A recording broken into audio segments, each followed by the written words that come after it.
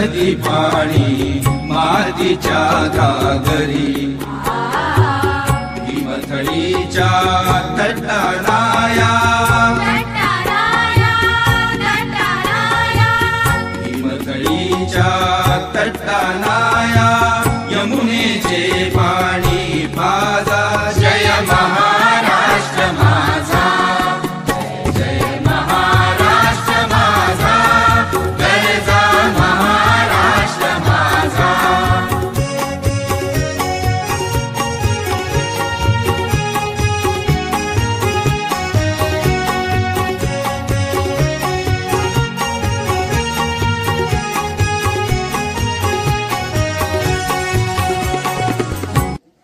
स्टँडर्डचा विद्यार्थी होतो, पण मला घडवणारे माझे शिक्षक ते अजूनही माझ्या लक्षात आहेत की त्यांनी माझा दगडात असं मानतो मी.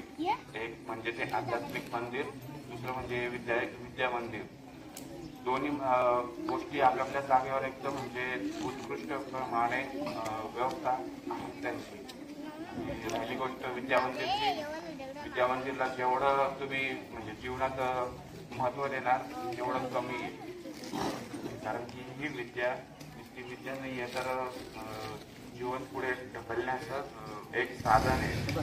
जसं आहे काही संसाधन किंवा काही असतं आपले टीचर्स वगैरे हे प्रोव्हाइड करत असतात की ह्या शाळेची गरज काय आहे. ते मला पाहून अतिशय आनंद झाला की विरू काकांनी चांगल्याप्रमाणे एक म्हणजे भेट दिली या ग्रंथालयाला, जेणेकरून उत्कृष्ट मी पाहिले ते पुस्तकं वेगवेगळ्या पद्धतीने आहेत त्या पुस्तकात. त्याच्यानंतरचे पुस्तकांचा म्हणजे लहान जनरल नॉलेज हे म्हणजे नुसतं एक ठराविक वयापर्यंत आलेलं शिक्षण नाही येते.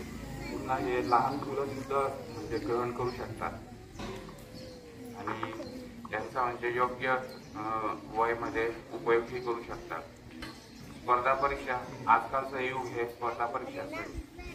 जर स्पर्धा परीक्षामध्ये योग्य रीतीने अभ्यास करून विशिष्ट मान सन्मान घडवून त्याचा योग्य वापर करून भविष्यात म्हणजे काय होऊ शकतं. आता मॅडमांनी सांगितलं की हे 8,000 नाही आहे तर तुमचे 25 लाख रुपये आहेत.